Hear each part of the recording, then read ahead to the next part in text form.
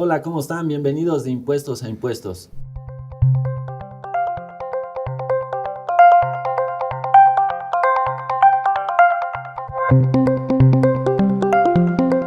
IDC TV, asesor fiscal, jurídico y laboral, presenta.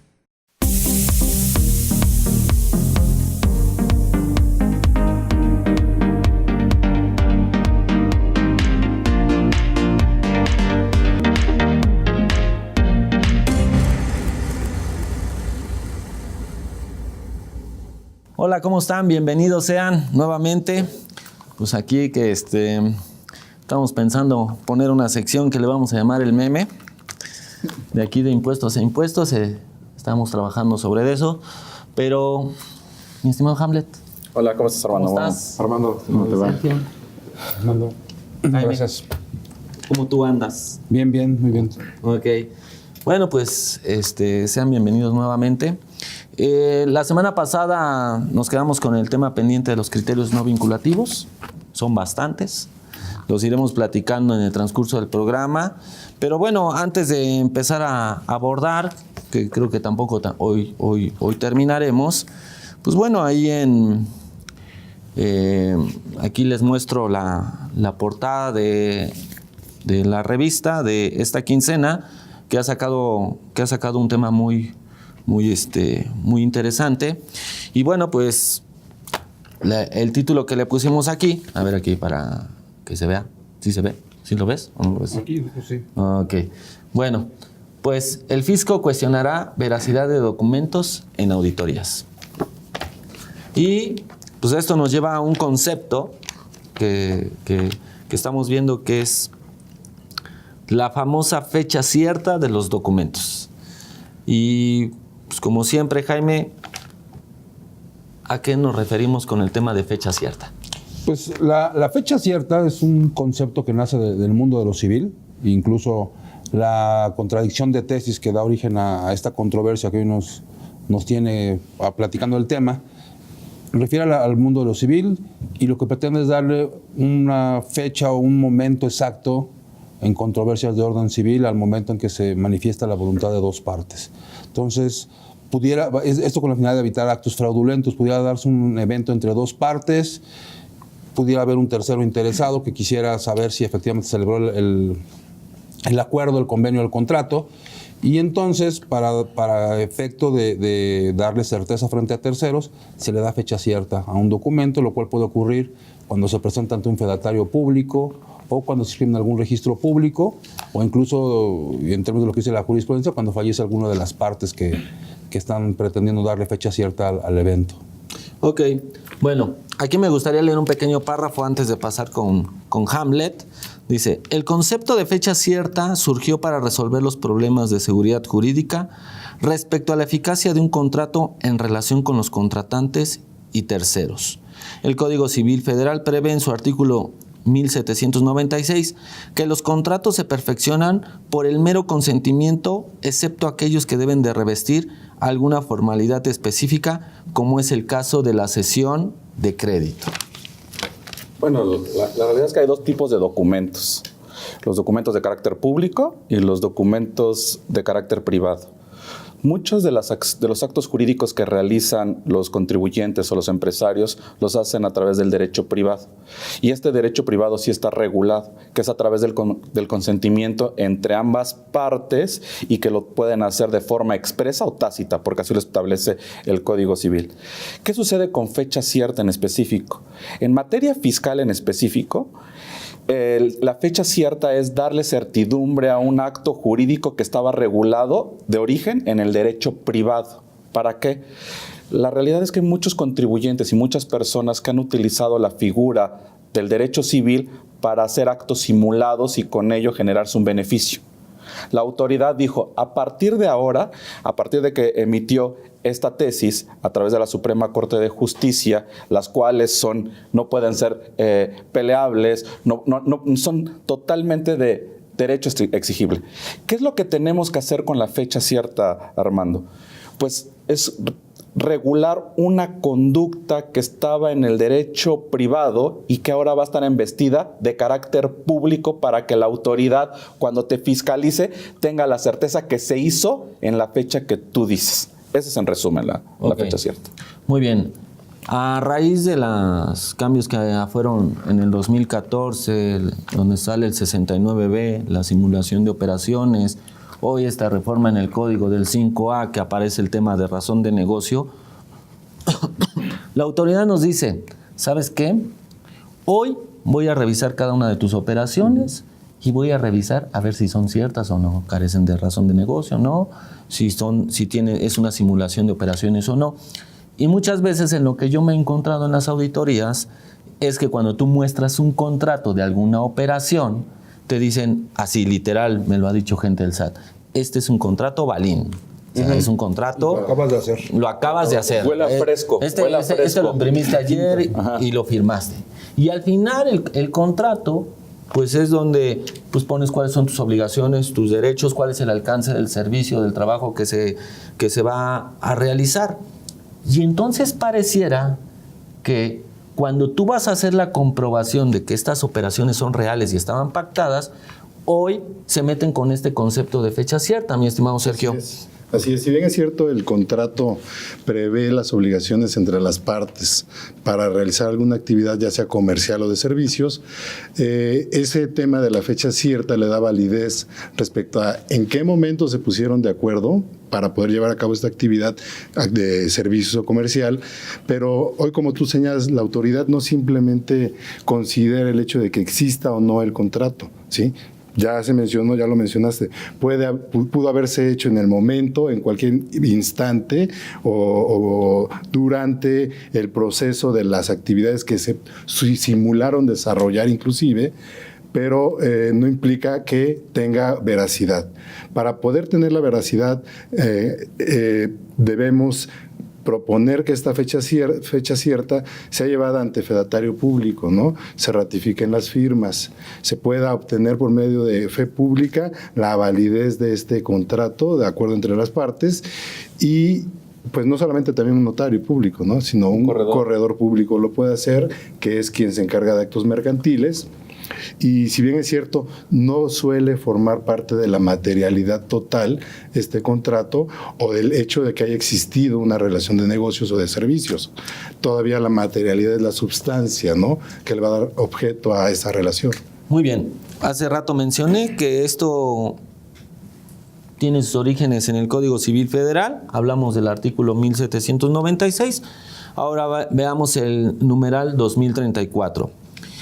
Que nos dice, indica que la cesión de créditos que no sean a la orden o al portador no producen efectos contra tercero, sino desde que su fecha deba tener por cierta, conforme a las reglas siguientes, sí sé, y nos da 3 requisitos. O sea, en estos artículos, en el Código Civil Federal, es donde aparece el término de fecha cierta, no lo encontramos en otro lado, ¿no?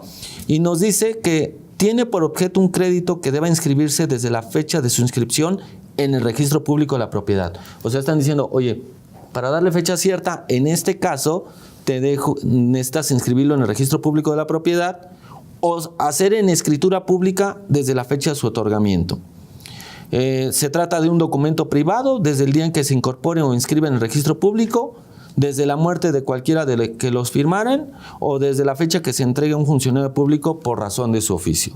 Y entonces, hoy el SAT agarra esto y nos dice pues que los contratos, para saber si son reales, hoy pido que tengan fecha cierta. Y existen aquí unas tesis que quisiera que revisáramos y lo veremos en el siguiente bloque, ¿no? Por lo mientras, vamos a una pausa y en un momento regresamos. Gracias.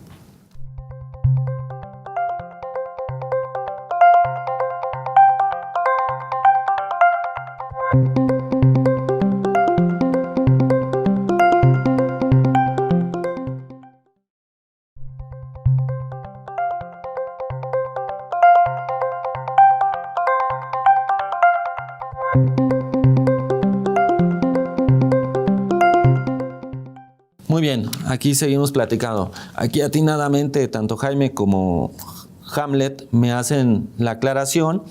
Tienen razón, no se trata de cuándo se firmó, se trata de que se le dé certidumbre a la operación que se está manifestando en este contrato.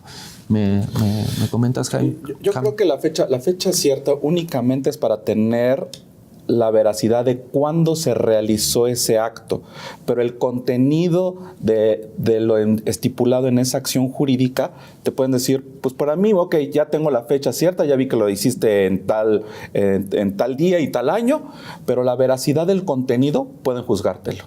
Entonces, va a ser un elemento más para que la autoridad diga, bueno, pueden ser acciones o conductas que están más allegadas a la verdad y que no estás cometiendo actos simulados. Ese es el fondo de esto. Que el contrato que lo comentaba Sergio no es más que un elemento de entre tantos que pueden existir para acreditar la sustancia económica o la materialidad de la operación.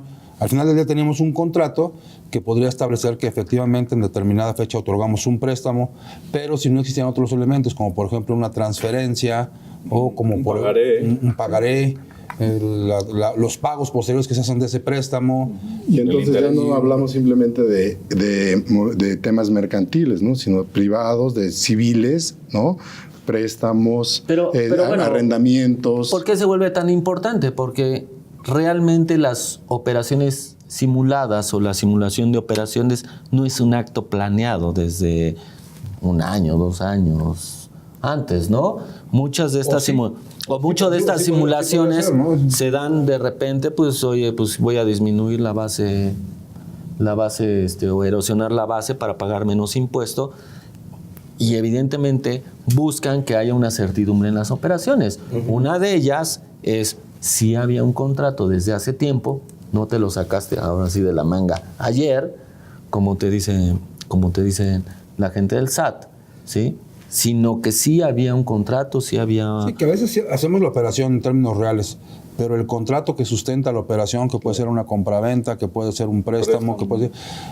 No existe el contrato porque quien hizo la planeación no terminó esa fase del proceso de planeación en un aterrizaje formal mediante pero la acción jurídica está cometida, ¿sabes por qué? Porque desde el momento que tú y yo lo hicimos de forma tácita y que lo establece el Código Civil, porque puedes hacerlo en la formalidad y en la forma tácita. Lo único que lo estoy pasando es de la forma tácita y lo estoy poniendo en papel. Pero ya existía el contrato. Y si es un acto regulado, es un acuerdo de voluntades y ya existe. Entonces, aquí lo que está sucediendo es que está desapareciendo la figura del derecho privado en materia fiscal.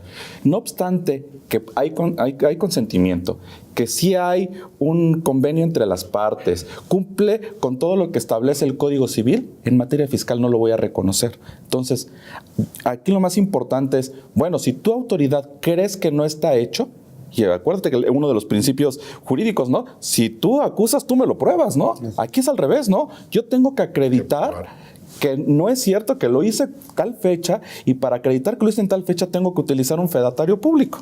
Así es. Sí, aquí el tema es que esto siempre existió. Acreditar la fecha cierta en materia civil siempre existió. La contradicción de tesis y que es lo que viene a movernos en el mundo de lo fiscal es que ahora se orienta y es un tanto esta apreciación al mundo fiscal. Más de seguridad jurídica, ¿no? Tanto en la parte fiscal como en la parte civil. Pues, es una apreciación que tuvo la autoridad decía no existe, y yo digo sí existe. Pero hoy en día te da ya esa parte, no pasea con la autoridad. Te sirve como una prueba de decirle al SAT, ¿sabes qué? Esto no lo hice ayer, no lo inventé ayer, este era un contrato que es real porque pues, lo firmé hace 2 o 3 años o hace un año. Y es la parte de los nuevos mecanismos de defensa que vamos a tener seguramente ante la autoridad, ¿no? Porque si esto ya existía, si bien señalas, pues hoy tenemos que agregarlo como parte de lo que nos puede ayudar para no tener una controversia con la autoridad, ¿no? Una seguridad. Lo importante es el contenido, ¿no? Real. Más allá del documento. Pero existía para ciertos actos de carácter civil, por ejemplo, el enajenar un inmueble, obligatoriamente tienes que utilizar un fedatario porque lo dispone la norma, ¿no? Sí, que a veces iba a haber un embargo, ya lo vendí, y entonces exhibíamos un contrato privado total y absolutamente que no está inscrito porque la compraventa no se perfeccionó, y con esto pretendíamos evitar el embargo. Hoy tendría que estar o inscrita en el registro público, ya esa compraventa. Tiene que haber un notario, porque va a ser un conciliador, puede ser a través de un corredor, dependiendo si es primero comercial o si es de carácter civil, un notario, o ahora hasta firma electrónica, ¿no? Hay que ver lo de la firma electrónica, ¿eh? Bueno, dentro de lo que escribimos aquí en IDC, menciono lo siguiente.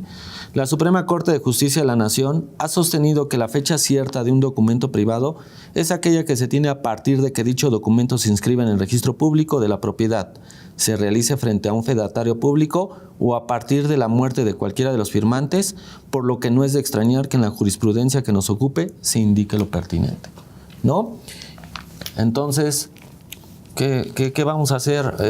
Yo les pregunto a ustedes, de hoy en adelante, todos nuestros contratos de todas nuestras operaciones, ¿tendremos que ir a registrarlo ante un fedatario? Sí, así lo establece la norma, de acuerdo con la tesis que emitió la Suprema, sí. Sí, nuestra operación está sustentada en un contrato, sí. Sí, claro. O sea, Claro. todos los contratos. Hoy en día las empresas, con cada uno de sus clientes, firman un contrato. ¿Sí? Pero imagínate que te avientas una operación que no hay un contrato, te va a decir, ¿y el contrato de esta operación, cómo llegaste a realizar esa operación?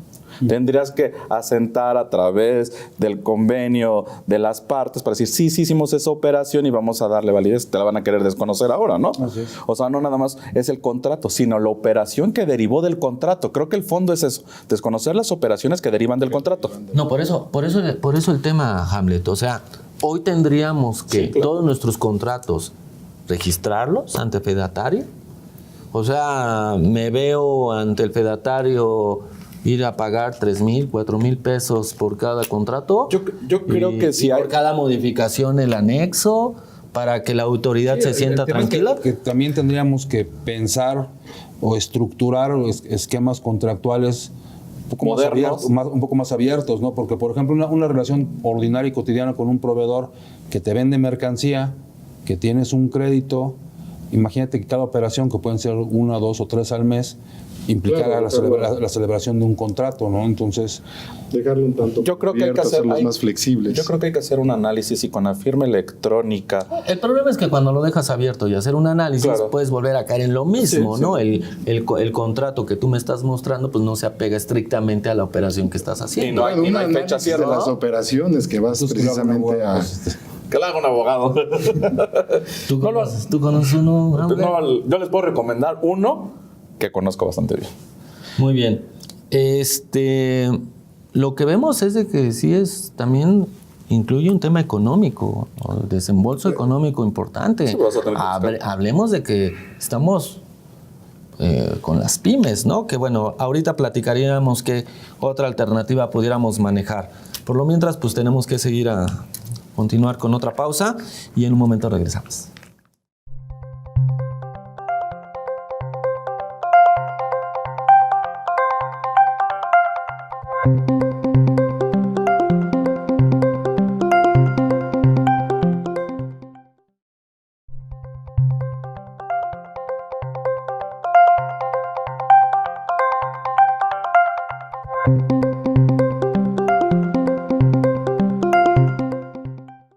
Muy bien, estamos aquí de vuelta platicando este tema. ¿Todo ante fedatario o tendremos alguna herramienta? Hay alguien que habla de una firma electrónica. Pues sí, la firma electrónica de forma supletoria, y también así que lo establece también el Código Civil, tiene la misma validez que si lo hicieras de firma autógrafa, pero aquí tiene un valor agregado. Como está validado por la autoridad, desde ese momento se convierte en un documento público. Entonces, tan es así que ya la autoridad emite documentos con firma electrónica. Claro. Entonces, si yo tengo una firma electrónica y Jaime también o Sergio, y hacemos un contrato, le ponemos la fecha, le damos la firma electrónica cuando emite la cadena, entraríamos en el juzgamiento. ¿Ya es público o no es público? Porque nuestra firma electrónica está avalada por autoridad. Entonces, a ver si al rato, eso podría ser una solución.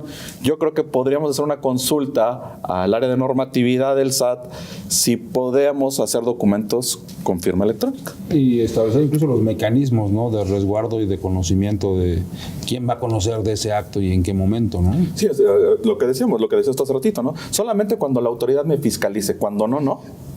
Y que tengan valor probatorio, ¿no? Además. Bueno, es que la tesis, la contradicción de tesis refiere precisamente a que va a ser un medio para acreditar ante la autoridad que la operación o el contrato se celebró en una fecha determinada. Entonces, cuando tendríamos la oportunidad de utilizar estos documentos es cuando se ejercen facultades de comprobación.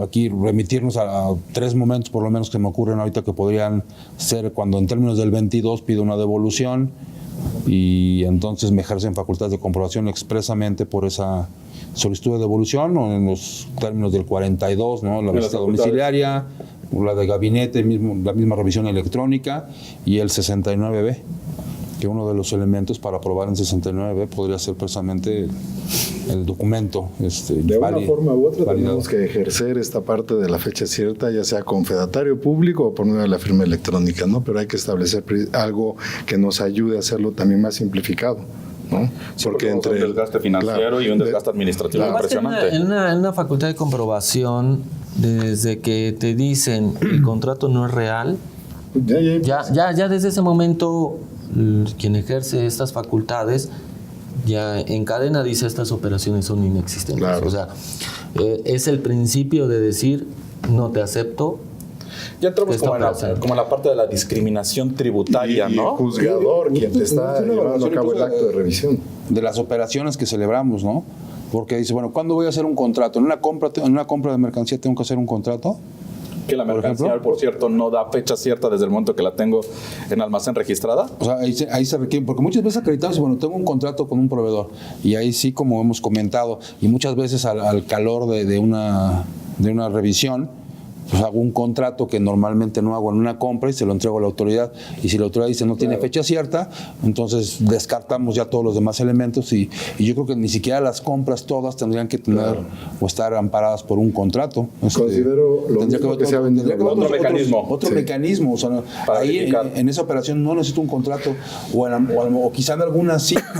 Pero igual no, lo que está diciendo Jaime es muy cierto, porque imagínate todos los actos que llevemos a cabo y que tengamos que analizar cada uno de ellos para ver a quién le ponemos fecha cierta o ratificamos ante notario público, pues va a ser un descontrol en primer lugar. Entonces, si buscamos hacerlo más técnicamente con la firma electrónica, sería otro tema administrativo, ¿no? ¿Cuál sería el mecanismo, ¿no? electrónica? O sea, que depositamos en el buzón tributario un documento. Vas a tener que subir al buzón tributario y le vas a dar finalmente fecha cierta. El buzón tributario está planteado así como un elemento en el que podamos interactuar con cualquier autoridad. Y le das como de comunicación con la después autoridad. en una segunda fase que también los contribuyentes puedan interactuar a través del buzón tributario. Habría que hacer esa valoración. La falta de técnica legislativa, no sabemos qué hacer en este sentido también. Bueno, yo creo que al final la recomendación, ¿cuál sería? La recomendación es a partir ahorita de este año agarrar y ¿qué? Si no tienes... valorar las operaciones. ¿Cuáles requieren contrato? Primero. Y después, ¿cuáles requieren contrato? Y de esos contratos... Que serían las preponderantes, ¿no? Las que te pudieran... Y que vayan enfocadas directamente con tu actividad preponderante. Y luego las consultas son muy personales, ¿no? Entonces la autoridad te va a responder a ti para que tú lo hagas, ¿no? No precisamente va a ser algo que pueda ejercer todo mundo. Yo considero que, como bien señalan, hay que ver qué actos vamos a tener que llevar a ratificación de firma para declarar la fecha cierta y qué actos no. Y hay que tener cuidado porque la fecha cierta pues rebustece la materialidad de los actos jurídicos, ¿no? Porque si te desconocen el contrato, es decir, como te desconozco el contrato, te desconozco la operación. Y al desconocerte la operación, también te desconozco el gasto, ¿no? Fíjate la cantidad de actos. Te desconoce el principio de todo, ¿no? Que es lo que estamos hablando. Y bueno, pues si tu capacidad económica no te lo permite, pues tal vez buscar a un proveedor certificado para que cada uno de tus contratos, pues puedan tener una firma electrónica al menos, ¿no? Y poder estar preparados para un futuro, alguna revisión de las autoridades, ¿no? Es que los supuestos de la jurisprudencia del mundo civil habla de fedatario público, habla de inscripción al registro público o que se muera una de las partes. Sí, está bien, nada más que eso. Porque el acta de función le da fecha cierta, ¿no? Claro. Yo quiero ver cuando tengas que registrar 30, 40 contratos, Sí, con un costo el que te quieran dar, pues a ver si... O si lo tienes que administra. modificar el contrato por una condicional que se vaya dando en la operación, que digas, tengo que modificar este contrato, deja de surtir efectos el anterior y hago uno nuevo, o le genero un adendum o un anexo, ¿no? Porque si lo deshaces el contrato y ya generas uno, entonces, la fecha cierta es a partir del momento que hiciste la modificación. Pues habrá que convenir con notarios públicos o corredores, ahora tarifas para llevar a cabo Sí, lo que estos... pasa es que tampoco nos puede dar una contratitis, ¿no? Sí, claro. Ahora vamos a hacer el contrato de, hecho, todo y... no, de hecho- que no sé, yo creo que no sería la sugerencia. Hablamos de La los... sugerencia sería buscar otros elementos de materialidad. Yo Elementos de sostengo eso, ¿no? materialidad los tenemos y tú lo señalabas, ¿no? Desde que entra la mercancía a nuestro almacén ya es un elemento de materialidad, Bueno, aunque no tengamos contrato. Yo te lo entiendo perfectamente, Jaime, pero es real. Cuando tú tienes una revisión por autoridad, lo primero que te piden es el contrato de las operaciones. Pero no todo, es que no hay ni siquiera una costumbre comercial. Claro, vamos. yo lo Entonces, Ya ahí es lo otro entiendo. tema. Lo que falta en las empresas son esquemas de control interno. Claro. Oye, ¿yo cómo voy a documentar? Inventarios. Inventarios, ¿no? Por ejemplo, ¿cuál va a ser el procedimiento para documentar inventarios? Yo no tengo contrato con todos que tengo, intercambio de comunicaciones, Más sin tengo una embargo- orden de compra, tengo un pedido. Más sin embargo, como señala Armando, a ver, si yo compro algo, debo tener con mi proveedor pactado el tiempo de pago, la forma de pago, el lugar de entrega, todo esto pues, nos remite al contrato simplemente, no es el acuerdo de partes. Más común, yo compro una grapadora en una farmacia, en una tienda, en una papelería. Una farmacia, es complicado, ¿no? No va a ser complicado, ¿eh? No sé qué tipo de... Ahora, contratos existen para todos, hasta los de adhesión, ¿no? Entonces, imagínate, ¿qué haces con un contrato de adhesión? Compro la grapadora y me dice, oye, es que esta grapadora... Por eso te desconocen tus operaciones. ¿Cómo las vas a comprar en la farmacia? Por eso te las Es desconocen. una grapadora doctor. de estómago, alguna cosa. Para la gástrica. Una banda gástrica, ¿no? Ya estás inventando, Jaime, ya. Pero una operación que desconozcan de una papelería porque apareció en los listados y vienen a preguntarme cómo desvirtúo, no tengo un contrato. Claro. Muy bien. ¿Y qué El crees? contrato se Y manifestó. tampoco ni con la operación que se realiza en bancos tampoco va a ser fecha cierta, ¿eh? Muy Porque los bancos son de carácter privado, ¿eh? Hasta que Pero entra la ahí está comisión. el registro en el CFDI que emite como estado de cuenta. Bueno, los tengo que detener un poco, pues ya tenemos que ir a una pausa. Enseguida regresamos.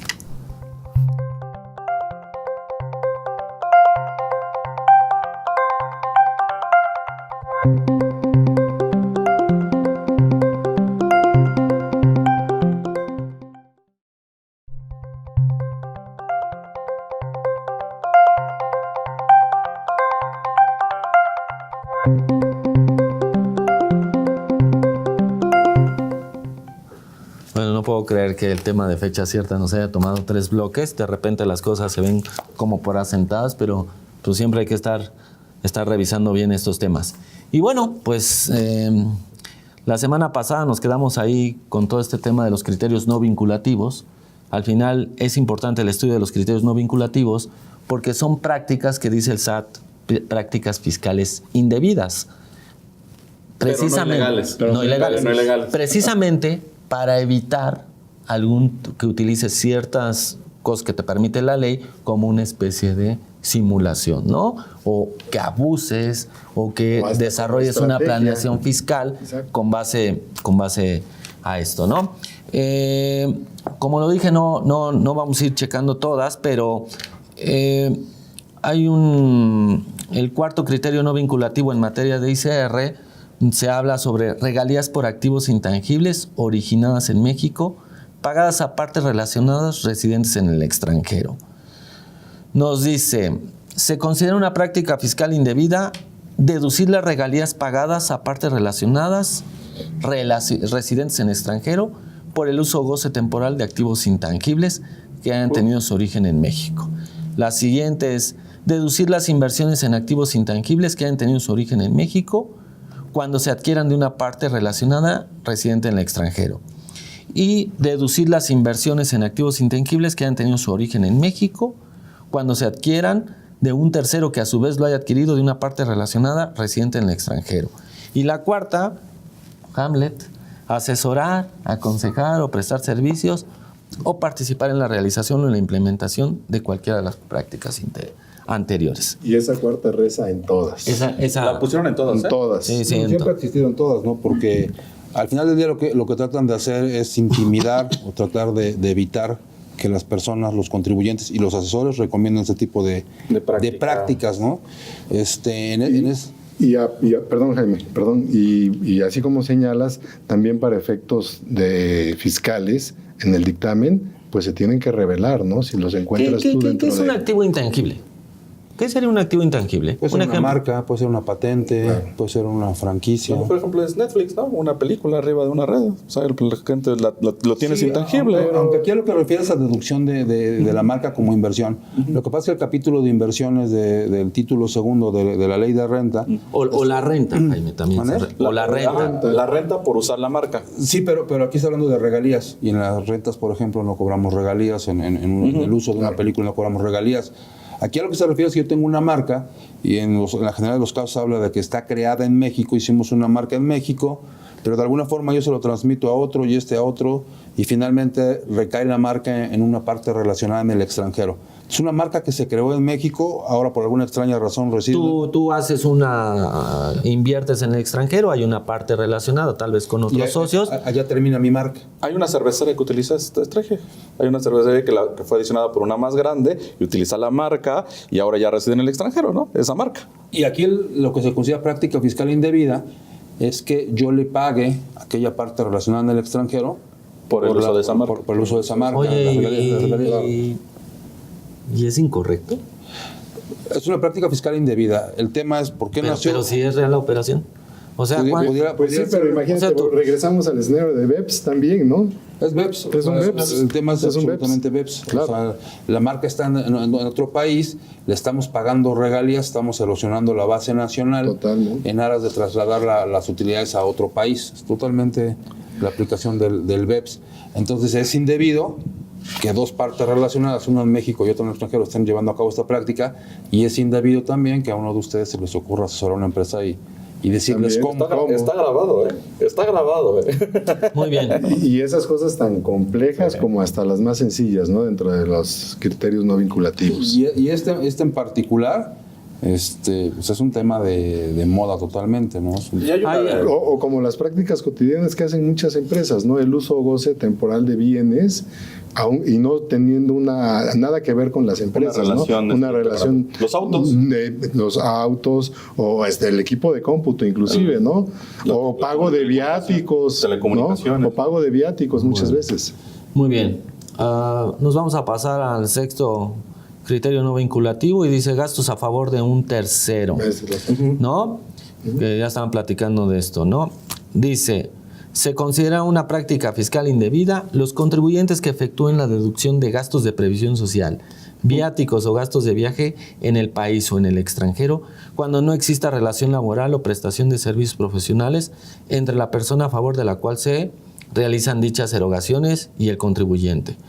Bueno, yo creo que pues está muy clarita, ¿no? Pero ¿me permites nada más un comentario? Sí, no. Hay muchos clientes, en mi caso, que me sugieren o me ¿Qué dicen... dice la última parte? Que el que asesore. ¿Quién asesora? Sí, No, espérame, me sugieren o me dicen ellos sí, al revés, al ellos te revés, asesoran. sí, ellos me asesoran, sí, y me Eso dicen, es lo que pasa cuando y me cuando dicen, dices, entonces, tengo que enseñarte a un oye, ¿y asesor. por qué no metemos el gasto de mis vacaciones, que fue mi hija, mi esposa, etcétera, ¿no? O sea, no tienen nada que ver con la empresa, se van a erogar gastos que inclusive muchas veces no cumplen requisitos fiscales para la erogación de viáticos, y así lo hacen dentro de las compañías, ¿no? ¿Y tú qué le recomiendas? Desde luego que no. Desde luego que no. Que los No pongan se en puede. nómina. Que los Son no acciones de la nómina, que les deducibles. den una parte de las acciones para que sean parte de la empresa. Considerarlos dentro de la Es que sociedad, ese tema, ¿no? incluso como parte de las acciones,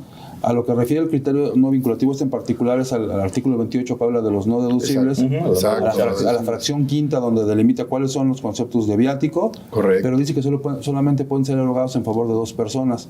Las que prestan un servicio personal subordinado Así es. o un servicio personal independiente. Así es. Correcto. Pero que haya Y subordinación. aquí Que haya el tema subordinación. es que muchas empresas de subcontratación, que es donde se da la práctica fiscal que la autoridad aprecia indebida, es que yo tengo al trabajador aquí, pero no es mi trabajador, es trabajador de la contratista, del outsourcing, Y la deduzco. y entonces yo mando a esos trabajadores que no son míos de viaje y yo pago los viáticos. Y después, para tapar ese hueco, de darle un viático a una persona que no es trabajador, que la operación... celebramos un contrato en donde la contratante dice, oye, y yo voy a mandar a tus contratistas de viaje y yo le voy a pagar los viáticos. Y hay que darle fecha cierta. Por eso. Bueno. pero dice, es una práctica fiscal indebida, dice el criterio, aun y cuando celebra un acuerdo entre las partes. Aún. O sea, te dices, no obstante que le des fecha cierta, que le des materialidad a la Y el conducta, acuerdo para entre mí las es indebida, no partes, ahora obstante. sí, desde el momento de la pero en este caso, Jaime, tenemos un minuto y ahorita vamos a otro corte, pero en este caso la operación es real, ¿no? Sí, sin cuando duda. cuando tú Sí, contratas pero- a estas empresas y estas empresas, bueno, los vamos a capacitar, los vamos a mandar de viaje, pues tú tienes que absorber, es parte del servicio. Lo que Pero no- sucede es que no lo formalizan. Pero vas contra la ley, dice la ley, solo existe un trabajador, solo existe un servicio.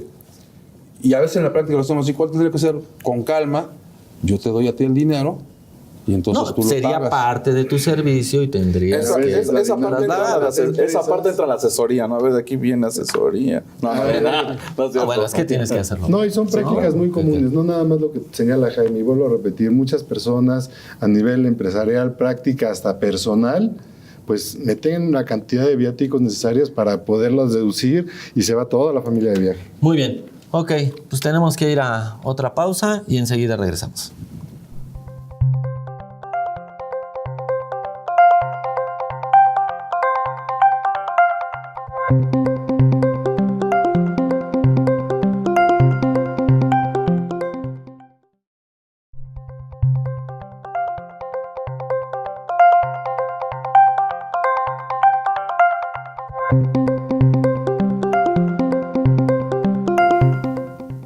Bueno, pues ya estamos aquí de regreso. Ok, pues ya vamos, se nos está terminando el programa, vamos a este último bloque. Hay un criterio aquí no vinculativo muy importante que es el 12, indemnizaciones por riesgos de trabajo o enfermedades. Y nos dice, por lo anterior se considera una práctica fiscal indebida efectuar erogaciones como si se tratara de indemnizaciones por riesgos de trabajo o enfermedades sin contar con el citado certificado o constancia correspondiente cuando las mismas realmente corresponden a ingresos por salarios, conceptos asimilados a estos o demás prestaciones que deriven de una relación laboral. Deducir para efectos de ICR dichas erogaciones y no considerar como ingresos por los que se debería estar obligado para el pago de salarios. O sea, los que se enferman mucho y Pues dicen estás- que les efectúas pagos. Pues sí, No, simula. aquí el tema es que el artículo 93 de la ley de renta que dice Tiene exento el tema de no se pagará indemnización impuesto por riesgo. por los siguientes ingresos, la fracción tercera dice están exentos cuando sean riesgos de trabajo o enfermedad profesional, Así es. accidentes. Y entonces una consideración que han hecho muchos es decir, oye, lo que pasa es que ¿cuál es la enfermedad del siglo XXI para todos los trabajadores? estrés. El estrés. Claro. Entonces todo el mundo tiene estrés, entonces vamos a darle a cada quien 5,000 pesos de estrés a la quincena. Claro. Y entonces lo ponen y es un concepto que lo consideran exento, aún siendo fijo, aún siendo permanente dentro de tu esquema de remuneraciones. ¿Y qué tan falso es, Jaime? Porque hay muchos estudios de la Organización Internacional del Trabajo Que todos estamos estresados. y que ahorita No, y la no, norma bueno, 35 así bueno. lo- De hecho, lo señala la más. misma autoridad nos lo está dando. Acaba de entrar en vigor una norma 035 que habla de todo este tema del riesgo por estrés laboral, y es más, la norma 036 que también acaba de entrar para todo el tema ergonómico, que si Arrancando medio estás bien chueco y todo. sentado, que Sí, si te sí, sí. pones medio chueco. Nos tienes que cambiar las sillas entonces, por favor. Ya aquí está. No, bueno, es que ustedes no van a caber ya en ninguna. Pero aquí el tema es, si la empresa tiene que hacer un gasto o tiene Está que bien. invertir hoy en todo este tipo, tipo de riesgos, ¿no? Eso dice, perfectamente lo dice, es porque lo diga la ley o porque lo dice el contrato. Pero indemnizar es equivalente a resarcir. Y para que yo tenga que resarcir tiene que haber una situación acontecida en el pasado, no una expectativa de ¿Y cómo derecho. minimizarse el estrés? Pues, Para todo hacer un peritaje. esa es precisamente la Parte del característica que dice el criterio. No podrías darlo como un concepto fijo porque no se ha suscitado el riesgo. Sí, porque además lo das fijo. Sí, pero el estrés se da diario. No, pero si llegaste a un convenio y te dices, este daño que fue calculado en 60,000 pesos, en lugar de darte 60,000 en una sola exhibición, lo divido en 12. Pero ¿cuál es el riesgo acontecido? O sea, yo entiendo perfectamente Un riesgo que ocasionado ahorita, pero te lo voy a hacer en pago en parcialidades. Pero ¿sabes? ¿cómo se materializa el riesgo? No, con un peritaje, a través de un dictamen que emita un médico. Eso es lo que dice, ¿no? No sé, yo creo que a mí sí me tiene que venir a ver un perito. La porque norma 035.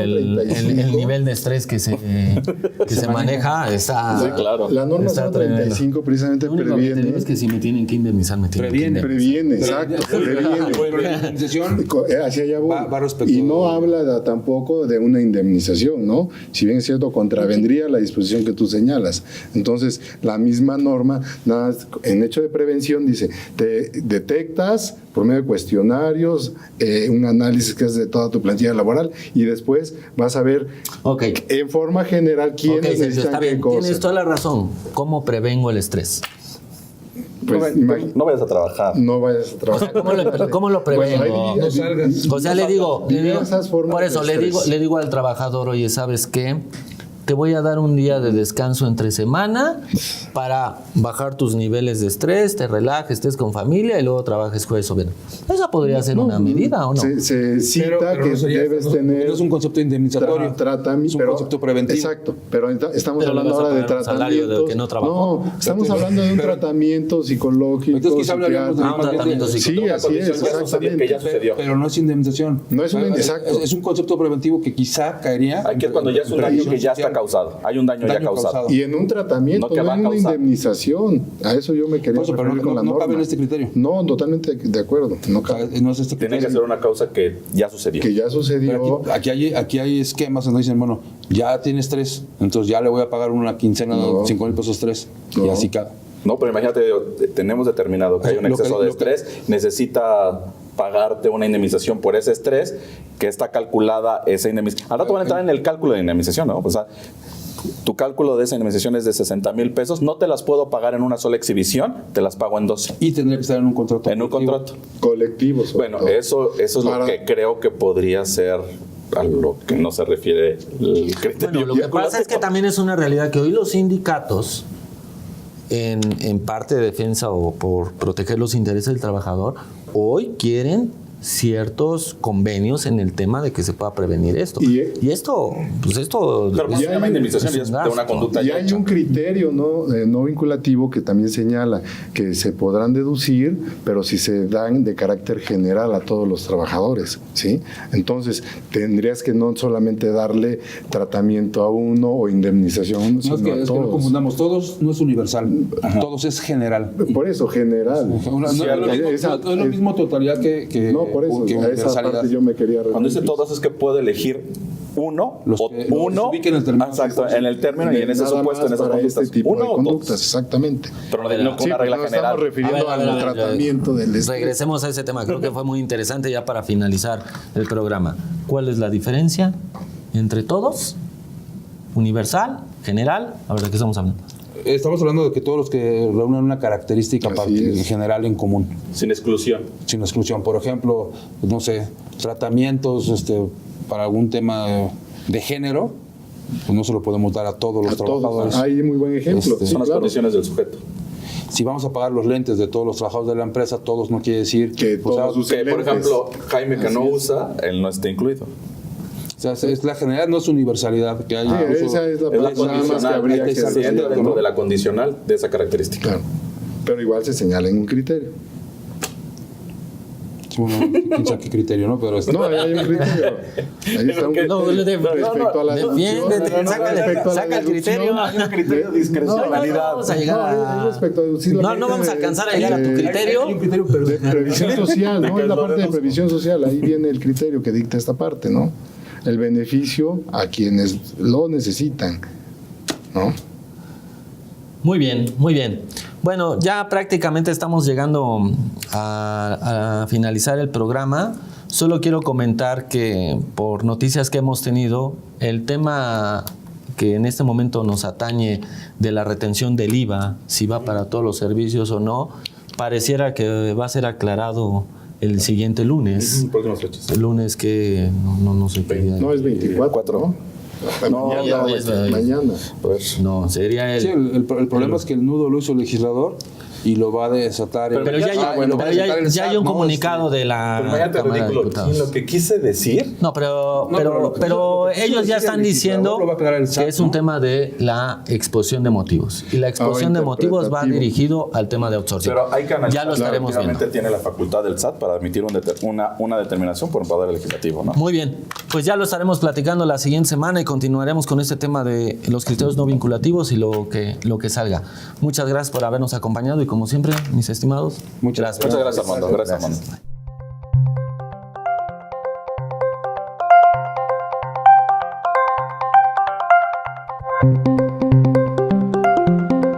IDC TV, asesor fiscal, jurídico y laboral, presentó